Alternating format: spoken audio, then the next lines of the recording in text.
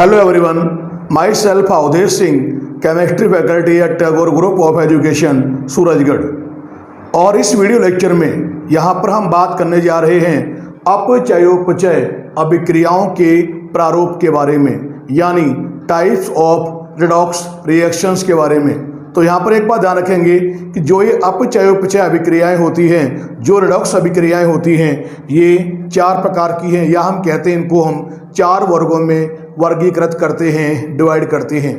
तो यहाँ पर जो सबसे पहला वर्ग है उसका नाम है योग अभिक्रियाएं। और जो ये योग अभिक्रियाएं हैं उनको हम एडिशन रिएक्शंस या इनको हम कॉम्बिनेशन रिएक्शंस भी कहते हैं। दूसरा जो अभिक्रियाओं का वर्ग है उसका नाम है अपघटन अभिक्रियाएं, जिनको हम डिकम्पोजिशन रिएक्शंस भी कहते हैं। और अभिक्रियाओं का जो तीसरा वर्ग है उसका नाम है विस्थापन अभिक्रियाएं। और जो ये विस्थापन अभिक्रियाएं हैं वो कहलाती हैं डिस्प्लेसमेंट रिएक्शंस। और जो अभिक्रियाओं का चौथा वर्ग है उसका नाम है असमानुपातन अभिक्रियाएं। इन चार वर्गों में वर्गीकृत किया गया है अपचयोपचय अभिक्रियाओं को, रिडॉक्स अभिक्रियाओं को। अब यहाँ पर जो फर्स्ट हमारी रिडॉक्स रिएक्शन का प्रकार है उसके बारे में हम यहाँ पर बात कर रहे हैं। और फर्स्ट जो हमारी रिएक्शन है वो कौन सी है, उसका नाम है योग अभिक्रियाएं, जिनको हम एडिशन रिएक्शन या हम कहते हैं कॉम्बिनेशन रिएक्शन कहते हैं।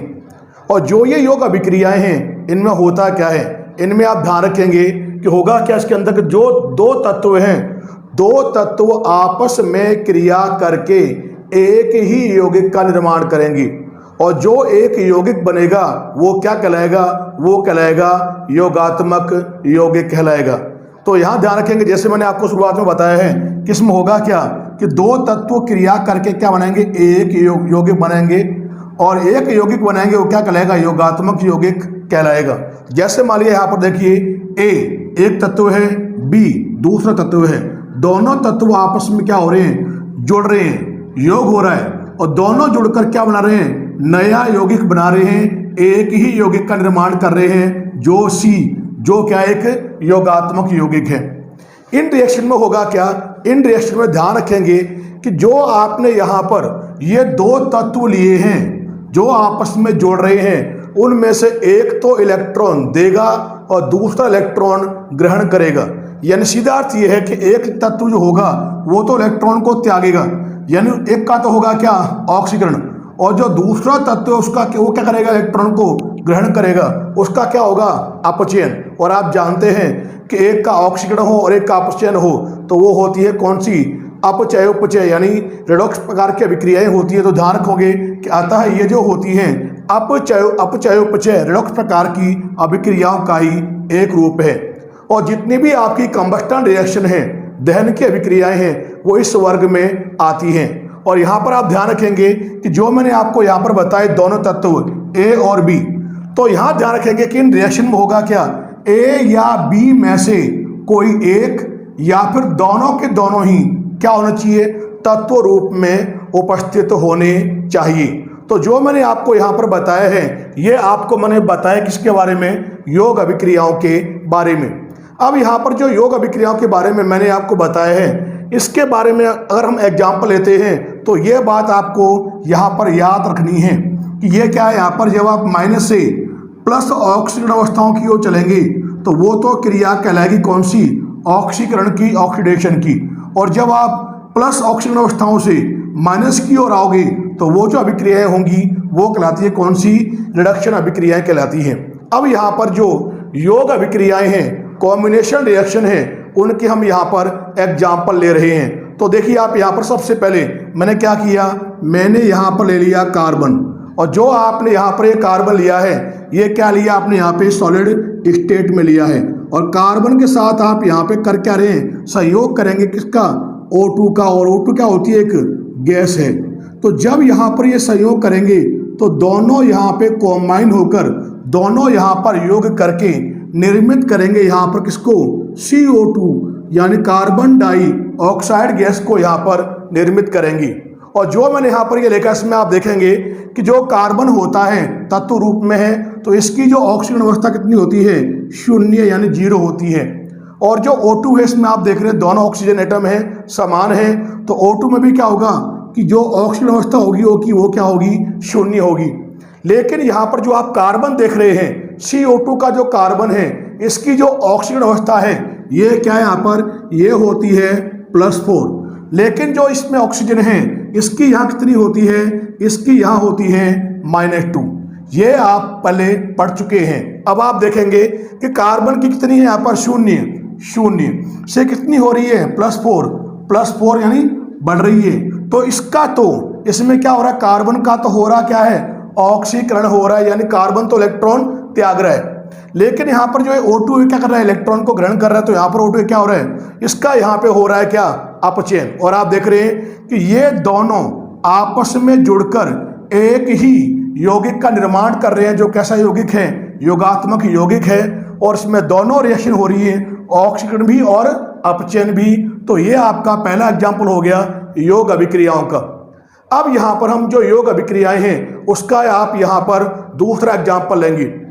तो जो यहाँ पर योग अभिक्रियाओं का सेकेंड एग्जाम्पल आप लेंगे, तो यहाँ देखिए इसमें हम करेंगे क्या कि सबसे पहले आप यहाँ पर क्या लेंगे, ये लोगे आप यहाँ पे मैग्नीशियम, मैंने यहाँ पे Mg ले लिया।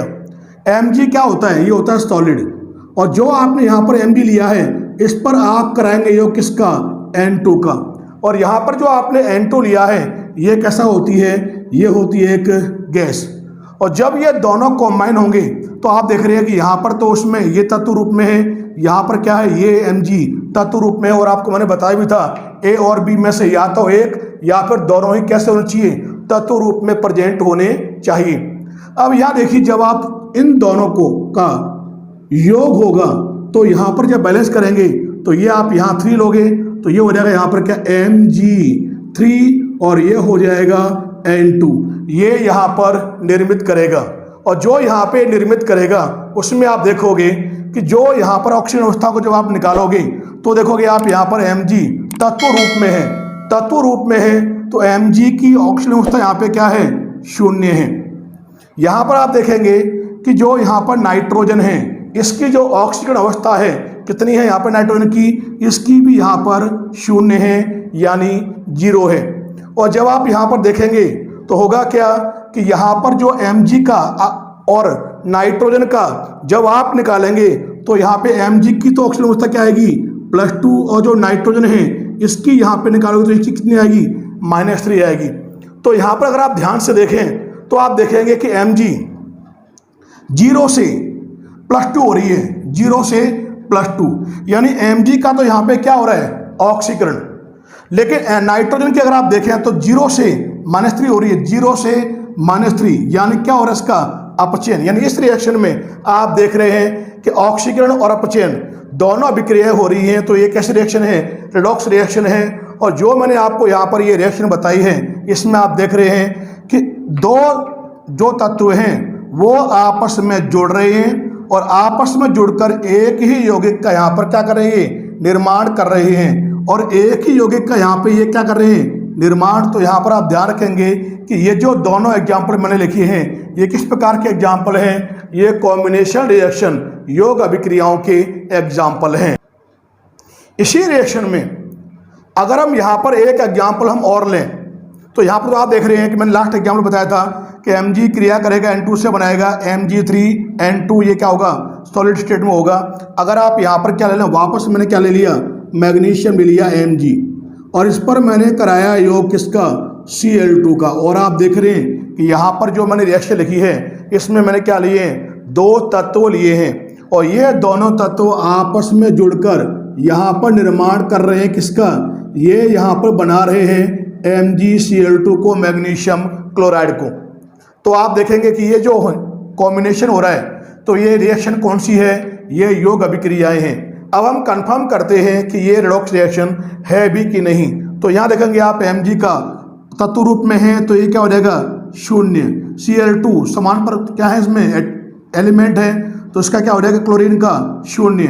Mg का अगर आप निकालेंगे इसमें तो इसका तो आएगा कितना, +2, और जो क्लोरीन है इसका आता कितना, -1 होता है। तो अगर आप ध्यान से देखें Mg का हो रहा है 0 से +2, 0 से +2 तो क्या हो रहा है, ऑक्सीकरण। लेकिन Cl2 का जीरो से हो रहा है -1, जीरो से -1 यानी क्या हो रहा है अपचयन। तो ये जो रिएक्शन है ये भी क्या है, एक रिडॉक्स रिएक्शन है। और क्योंकि यहाँ पर दो तत्व जुड़कर एक ही यौगिक यानी योगात्मक यौगिक का निर्माण कर रहे हैं, तो ये किस प्रकार की अभिक्रिया है, यह एक योग प्रकार की अभिक्रिया है, एडिशन या हम कहते हैं कॉम्बिनेशन प्रकार की रिएक्शन है। अब यहाँ पर हम अपचयोपचय अभिक्रियाओं का जो दूसरा वर्ग है उसके बारे में हम यहाँ पर बात करने जा रहे हैं। दूसरा जो वर्ग है वो क्या है, उनको हम कहते हैं अपघटन अभिक्रियाएं, या हम बोलते हैं इनको डिकम्पोजिशन रिएक्शंस। अब डिकम्पोजिशन में होगा क्या, इसमें ध्यान रखेंगे कि इसमें होगा क्या, जो यौगिक होगा उसको जब आप उच्च ताप पर गर्म करेंगे तो वो करेगा क्या, जो इंपॉर्टेंट बात है वो ध्यान रखेंगे, दो या दो से अधिक भागों में विखंडित हो जाएगा। यानी एक ही यौगिक से जब आप गर्म करेंगे एक यौगिक को तो क्या मिलेंगे आपको, दो या फिर दो से ज़्यादा आपको भाग मिलेंगे। तो यहाँ पर आप ध्यान रखेंगे इस प्रकार की जो रिएक्शन है उसमें जो आपको दो भाग मिलेंगे उसमें से एक भाग जो होगा वो क्या होगा, तत्व रूप में होगा। जैसे मान लिया आपने यहाँ ले लिया यौगिक सी ले लिया, गर्म किया आपने तो यहाँ पे क्या मिला, A+B आपको यहाँ पे मिला। और आपने इससे पहले जो पढ़ी थी आपको ध्यान है उसमें जस्ट उल्टा था, A+B = C था, यहाँ क्या है C गर्म किया डिकम्पोज हुआ A+B में। तो सीधा अर्थ ये है कि ये जो अभिक्रियाएं मैंने यहाँ पे हम बात कर रहे हैं ये रिएक्शन योग अभिक्रियाओं की यानी जो कॉम्बिनेशन रिएक्शन है, एडिशन रिएक्शन है, उनके जस्ट अपोजिट रिएक्शन होती है। अब यहाँ पर आपको ध्यान है इसके बारे में तो आप जानते हैं ही कि जब प्लस ऑक्सीजन जो है अवस्था अगर वो बढ़ेगी तब तो होगा ऑक्सीकरण। अगर मान लिया प्लस ऑक्सीजन अवस्था कम होती जाएगी, नेगेटिव बढ़ेगी, तो वो कहलाएगा क्या, अपचयन। अब यहाँ पर जो अपघटन अभिक्रियाएं हैं उनके यहाँ पर हम एग्जाम्पल लेंगे। तो यहाँ देखिए सबसे पहले मैंने लिया, देखो यहाँ लिखा मैंने H2O और ये होता है आपको ध्यान लिक्विड स्टेट में है। इसके आपने यहाँ पे क्या किए, जल के 2 मोल ले लिए। अब आप जानते हैं जब जल के अणु को अगर आप गर्म करेंगे उच्च ताप पर हीट करेंगे तो ये होगा क्या, डिकम्पोज होगा, अपघटित होगा। और यहाँ पर ये देगा क्या, ये 2 मोल तो देगा किसके, H2 के जो गैस है, और साथ में क्या देगा यहाँ पर ये देगा O2 के, और ये भी क्या एक गैस है। और आप देख रहे हैं कि जो यहाँ पर रिएक्शन मैंने लिखी है ये रिएक्शन बैलेंस है। अब यहाँ पर आप देखेंगे कि जो इसमें आप देखेंगे कि एक ही यौगिक उच्च ताप पर क्या हो रहा है, 2 यौगिकों में क्या हो रहा है, 2 या 2 से अधिक भागों में क्या हो रहा है, डिकम्पोज हो रहा है, टूट रहा है, विखंडित हो रहा है। तो ये किस प्रकार की रिएक्शन होगी, अपघटन। अब यहाँ पर हम देखेंगे कि रिडॉक्स रिएक्शन ये है कि नहीं। तो जैसे कि आप जानते हैं कि जो ये H2 है इसमें जो हाइड्रोजन है इसकी जो ऑक्सीडेशन स्टेट है ये होती है +1, लेकिन जो ऑक्सीजन है इसकी आपको ध्यान है इसकी होती है -2। और आप यहाँ देखेंगे कि जो H2 है उसमें समान एटम जुड़ रहे हैं तो इसमें H की होगी 0, O2 में सेम एटम है इसकी भी क्या हो जाएगी 0। तो यहाँ पर आप देखेंगे कि जो हाइड्रोजन है वो तो +1 से हो गए 0, यानी +1 से क्या हो रही है 0। तो यहाँ तो क्या हो रहा है इसका अपचयन। लेकिन यहाँ ऑक्सीजन की आप देख रहे हो -2 से क्या हो रही है 0, और -2 से जब 0 होगी तो आप देखेंगे ये क्या कहलाएगा, ये कहलाएगा ऑक्सीडेशन। तो ये जो मैंने यहाँ रिएक्शन लिखी है ये किस प्रकार की रिएक्शन है, यह एक रिडॉक्स रिएक्शन है, क्योंकि इसमें क्या हो रहा है, डिकम्पोजिशन हो रहा है। यानी एक ही यौगिक 2 भागों में क्या हो रहा है, टूट रहा है, डिकम्पोज हो रहा है। तो यह एक अपघटन प्रकार की रिडॉक्स रिएक्शन है, अपचयोपचय अभिक्रिया है। अब यहाँ पर हम दूसरा एग्जाम्पल लें तो देखिए यहाँ पर दूसरे एग्जाम्पल में मैंने देखो ये ले लिया NaH, मैंने यहाँ पर ये ले लिया। और एक बात आप जानते हैं कि जो ये NaH होता है इसको हम कहते हैं सोडियम हाइड्राइड। और मान लिया जो सोडियम हाइड्राइड है इसको हम करेंगे क्या, हाई टेम्परेचर पे हीट करेंगे। और जब इसको आप यहाँ पे हाई टेम्परेचर पे हीट करोगे तो देखिए आप यहाँ पर होगा क्या, इसको जब आप यहाँ पर हीट करेंगे तो ये देगा क्या, मैंने यहाँ पे इसके 2 मोल लिए हैं तो यहाँ 2 ही आपको मिलेंगे क्या, Na सोडियम तत्व रूप में होगा तो ये हो गया S।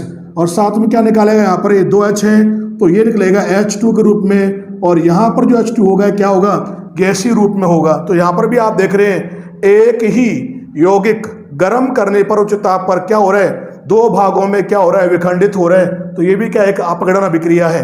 अब यहाँ पे हम कंफर्म करते हैं कि ये रेडॉक्स रिएक्शन है कि नहीं। तो यहाँ पर आप देखेंगे जो सोडियम है, सोडियम की जो ऑक्सीकरण अवस्था है आपको ध्यान है कितनी होती है, सोडियम की होती है +1। तो यहाँ देखो लिखा है मैंने सोडियम का होता है +1। अब आपको मैंने बता रखा है कि जो मेटल हाइड्राइड में जो हाइड्रोजन होते हैं उनकी होती है -1। तो H की यहाँ पर क्या है, H की यहाँ पर है -1 ऑक्सीकरण संख्या है। अब आप जानते हैं सोडियम यहाँ पे क्या है, तत्व रूप में है। तो सोडियम की यहाँ पे कितनी है, 0 यानी 0। यहाँ पर H2 की भी यहाँ पर क्या होगी, 0 होगी, क्योंकि यहाँ पे दोनों सेम एटम क्या हो रहे हैं, जोड़ रहे हैं और यौगिक बना रहे हैं। अब यहाँ पर अगर आप ध्यान से देखें तो आप देखेंगे कि सोडियम +1 से 0 में चेंज हो रहा है, यानी +1 से 0 में चेंज हो रहे हैं। तो ये तो क्या हो गया, अपचयन। और हाइड्रोजन -1 से हो रहा है 0 में चेंज, यानी -1 से 0 में चेंज हो रहा है। तो ये क्या हो जाएगा, ये कहलाएगा ऑक्सीडेशन। यानी इसमें एक ही रिएक्शन में क्या हो रहा है, ऑक्सीकरण और अपचयन। और क्योंकि इसमें हो क्या रहा है कि एक ही यौगिक दो भागों में टूट रहा है, तो ये रेडॉक्स रिएक्शन अपचय उपचय अभिक्रिया जो है ये किस प्रकार की अभिक्रिया है, यह एक अपघटन प्रकार की अभिक्रिया होती है। अब यहाँ पर हम जो ये डिकम्पोजिशन रिएक्शन है, अपघटन अभिक्रियाएं हैं, इसका हम थर्ड एग्जाम्पल और ले रहे हैं। तो यहाँ पे हम लेंगे पोटेशियम क्लोरेट का डिकम्पोजिशन। तो देखिए मैंने यहाँ पर क्या किया, सबसे पहले तो मैंने ये लिखा है यहाँ पर KClO3 ले लिया, और जो यहाँ पर ये मैंने KClO3 लिया है पोटेशियम क्लोरेट, इसका अगर आप कराएंगे हाई टेम्परेचर पे डिकम्पोजिशन, तो इसके आपने यहाँ पे क्या लिए, 2 मोल लिए। तो जब आप यहाँ पर इसके 2 मोल लेंगे तो होगा क्या कि जब इसके आप यहाँ पर 2 मोल लेंगे तो ये देगा क्या, यहाँ पर ये 2 मोल तो देगा किसके, KCl के, जो क्या होगा सॉलिड होगा। और साथ में देखिए आप यहाँ पर क्या देगा, ये 3 मोल देगा यहाँ पे किसके, O2 के। और O2 क्या होती है आपको ध्यान है, ये एक गैस है। यानी जो पोटेशियम क्लोरेट है इसमें आप देख रहे हैं कि जब हाई टेम्परेचर पे आपने इसको हीट किया तो ये डिकम्पोज हुआ और क्या दिया, KCl + O2। इसमें अब हम देखेंगे ऑक्सीकरण अवस्थाएं देखेंगे आप। तो यहाँ पर ध्यान से देखिए कि जो पोटेशियम है इसकी तो होती है +1, Cl की यहाँ पर अगर आप निकालोगे तो ये आएगी +5, ऑक्सीजन की होती है कितनी, -2। और यहाँ जो KCl उसमें आप ध्यान रखेंगे जो पोटेशियम है उसकी तो होती है +1, और जो Cl है इसकी होती है यहाँ पर -1, और जो O2 है इसमें ऑक्सीजन की क्या है यहाँ पर 0 है। अब आप देखेंगे यहाँ पर किसमें हो रहा है ऑक्सीकरण और किसमें हो रहा है रिडक्शन। अगर आप Cl को देखें तो Cl क्या है, +5 से -1 में चेंज हो रहे हैं, +5 यानी इधर से माइनस में आएगा, तो ये तो कहलाएगा क्या, अपचयन। लेकिन यहाँ पे आप देखोगे ऑक्सीजन है उसका -2 से 0 में चेंज हो रहा है, यानी -2 से 0 में चेंज होगा, तो ये क्रिया क्या हो जाएगी, इसकी ऑक्सीडेशन की क्रिया। तो आप देख रहे हैं कि इसमें भी क्या हो रहा है, ऑक्सीकरण और अपचयन हो रहा है। और ये जो यहाँ पे आप देख रहे हैं कि पोटेशियम क्लोरेट जो है इसका जो डिकम्पोजिशन है ये किस प्रकार की क्रिया है, यह एक अपघटन अभिक्रिया है जिसमें आपको KCl और O2 प्राप्त होती हैं। अब यहाँ पर जो सबसे इम्पोर्टेंट बात है वो आप ध्यान रखेंगे।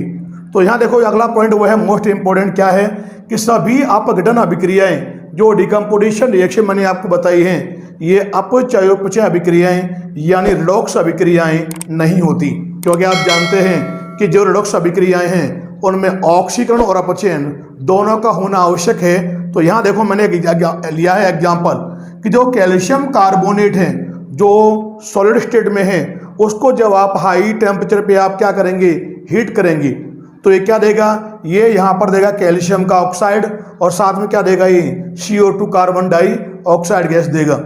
तो यहाँ पे अगर आप ऑक्सीजन अवस्था को निकालें तो जो कैल्शियम होता है उसका ध्यान रखें, कैल्शियम का तो होता है +2, और जो यहाँ पे कार्बन है इसकी होती है +4, और जो ऑक्सीजन है इसकी यहाँ पर होती कितनी, -2।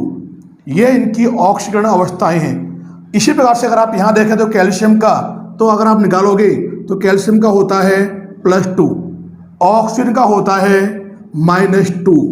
इसमें अगर आप देखो कार्बन का निकालेंगे तो कार्बन का आएगा होता है +4 और जो ऑक्सीजन है इसका यहाँ पे कितना होता है -2।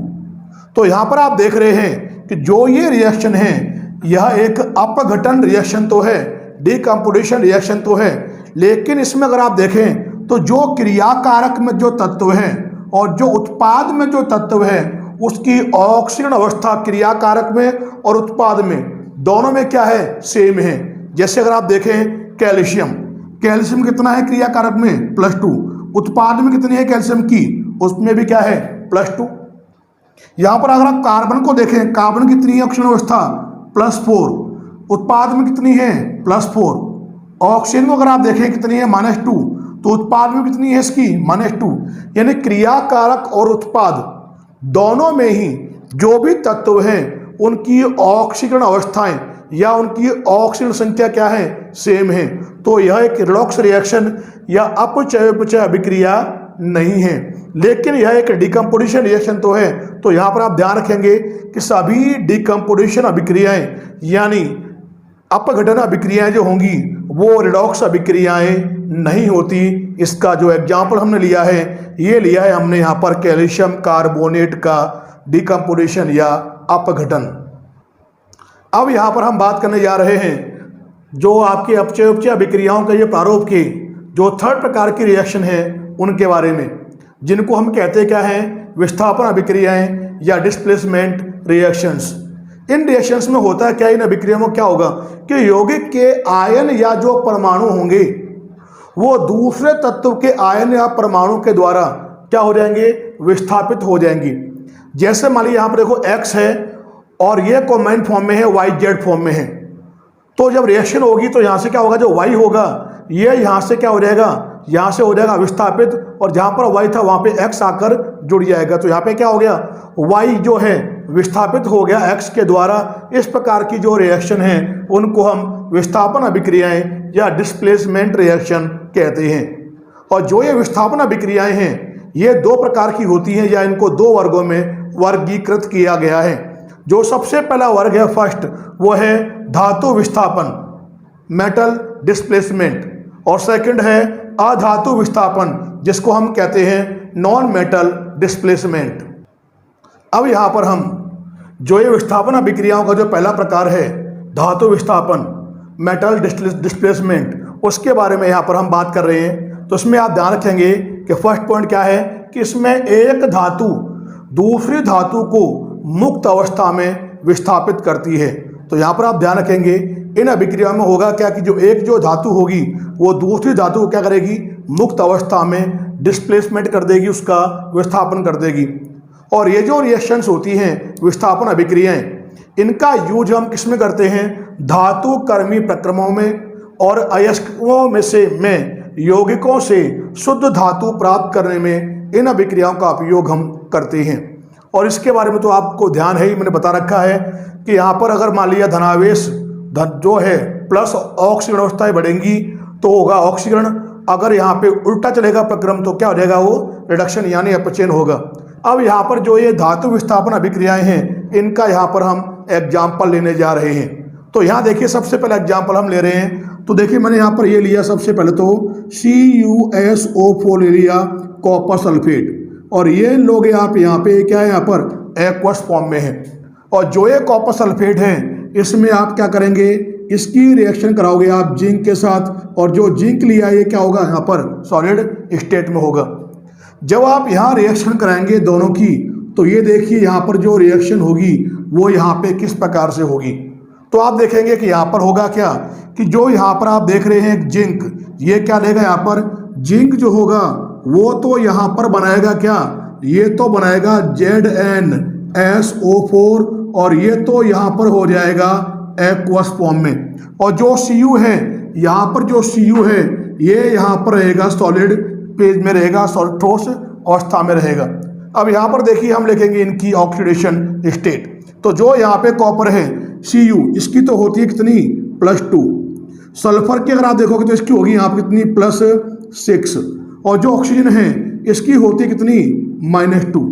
और यहाँ पर जो जिंक आप देख रहे हैं कितनी होती है इसकी, 0, क्योंकि ये क्या मुक्त अवस्था में है। Cu की यहाँ पे क्या हो जाएगी, ये हो जाएगी 0। जिंक की अगर आप निकालोगे तो जिंक की आएगी कितनी, +2। सल्फर की अगर आप देखोगे तो ये होगी यहाँ पे +6। और जो ऑक्सीजन है इसकी अगर आप यहाँ पर देखोगे तो ये होती है यहाँ पर कितनी, -2 होती है। अगर आप इसमें ध्यान से देखें तो आप देखेंगे कि जो ये कॉपर है ये +2 से पहुंच गया 0 पे। तो +2 से जब ये 0 पे पहुंच रहा है तो ये तो हो गया क्या, अपचयन, रिडक्शन।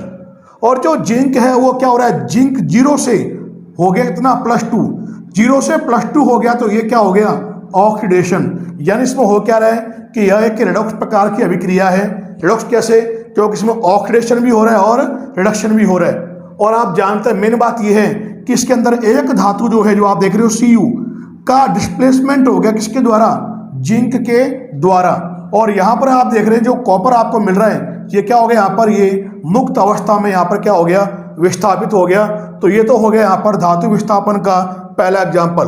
अगर आप यहाँ पर इसका सेकंड एग्जाम्पल लें धातु विस्थापन का, तो यहाँ देखिए सबसे पहले मैंने यहाँ ले लिया TiCl4 मैंने यहाँ लिया है। और जो यहाँ लिया है किस अवस्था में होगा, ये होगा लिक्विड, L4 दिया मैंने। और जो यहाँ पे TiCl4 है इसकी रिएक्शन आप यहाँ पे कराएंगे किसके साथ, मैग्नीशियम यानी Mg के साथ। और ये जो होगा यहाँ पर क्या होगा, सॉलिड स्टेट में होगा। जब यहाँ पर दोनों की रिएक्शन कराओगे तो देखो आप यहाँ पर ये होगा क्या, तो आप यहाँ पर देखेंगे कि ये देगा यहाँ पे क्या, Ti, ये तो होगा सॉलिड स्टेट में। और जो Mg होगा वो यहाँ पे रिएक्शन करके देखिए आप यहाँ पे निकालेगा क्या, ये यहाँ पर बनाएगा क्या, मैग्नीशियम क्लोराइड MgCl2 देगा। ये होगा यहाँ पे सॉलिड स्टेट में होगा। इसके आपको यहाँ मिलेंगे 2 मोल।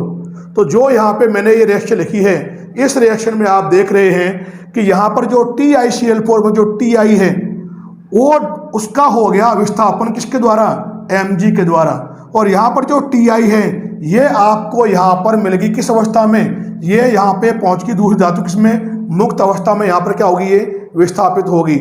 अगर आप यहाँ पर जो मैंने लिखा है इसका अगर आप निकालोगे ऑक्सीडेशन स्टेट, तो आप देखोगे यहाँ पर इसके अंदर अगर आप निकालेंगे तो आप देखेंगे कि जो यहाँ पे TiCl4 में जो Ti है इसका तो होगा कितना, +4।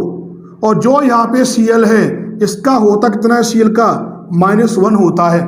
अगर आप यहाँ पे Mg का देखें तो Mg का होता कितना है, 0, क्योंकि यहाँ पे क्या है, ये एलिमेंट फॉर्म में तत्व रूप में है। Ti का अगर आप देखोगे कितना हो जाएगा, इसका भी 0। और MgCl2 में अगर आप देखें Mg का तो ये होगा कितना, यहाँ पर Mg का होता है +2। अब जरा ध्यान से देखिए तो आप देखेंगे जो Ti है वो +4 से हो गया 0।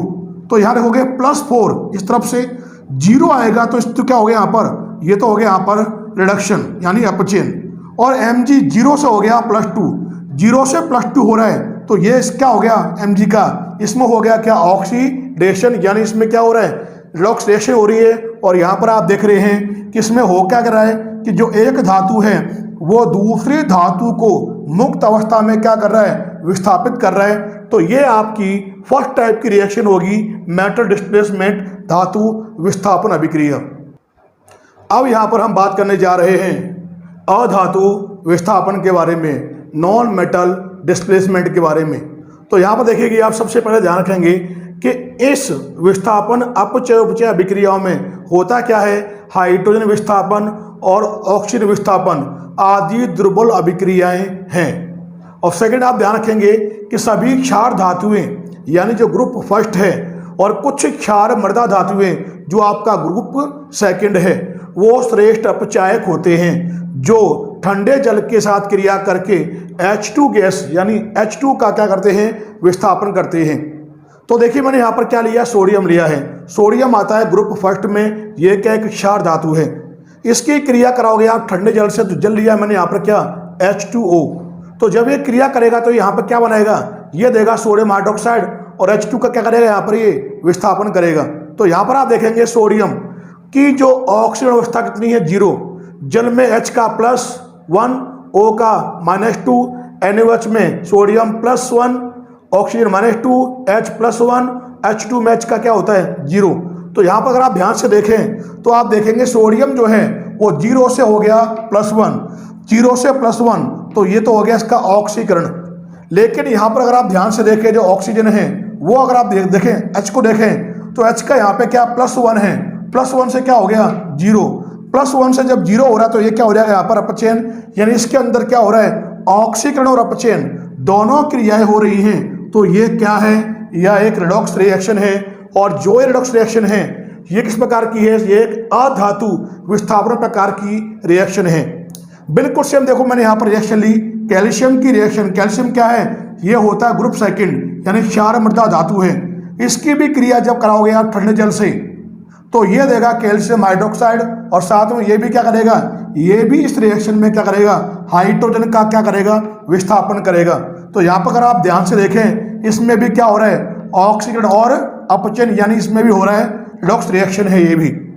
और थर्ड पॉइंट आप ध्यान रखेंगे यहाँ पर क्या कि जो मैग्नीशियम और जो आयरन है जैसी कम सक्रिय धातुएं जो होती हैं वो भाप यानी H2O के साथ जब क्रिया करेंगे तो ये H2 गैस निष्कासित करती हैं। तो यहाँ देखेंगे आप यहाँ पर जो मैग्नीशियम है वो लिया है H2O, यहाँ पर जो आप ले रहे हैं भाप लिया है तो ये यहाँ पे क्या होगा, ये यहाँ पे गैसियस फेज में होगा। तो रिएक्शन करेंगे क्या देंगे यहाँ पर ये बनाएंगे मैग्नीशियम का हाइड्रोक्साइड, साथ में देगा क्या H2 गैस को करेगा विस्थापित। बिल्कुल सेम यहाँ पे क्या लिया आपने, यहाँ लिया है आपने Fe। जब ये क्रिया करेगा किसके साथ, यहाँ पर भाप के साथ, जब ये गर्म क्रिया करेगा तो ये भी यहाँ पे क्या देगा Fe2O3, और साथ में इस रिएक्शन में भी क्या होगा H2 गैस क्या होगी यहाँ पर विस्थापित होगी। तो जो मैंने यहाँ पर एग्जाम्पल ये हैं ये किसके एग्जाम्पल हैं, ये अधातु विस्थापन नॉन मेटल डिस्प्लेसमेंट के एग्जाम्पल हैं। और जो ये नॉन मेटल डिस्प्लेसमेंट है अधातु विस्थापन है इनके बाकी के जो एग्जाम्पल हैं, और जो हमारा जो चौथा वर्ग है अभिक्रियाओं का असमानुपातन अभिक्रियाएं, उनके बारे में हम बात करेंगे नेक्स्ट वीडियो में। धन्यवाद।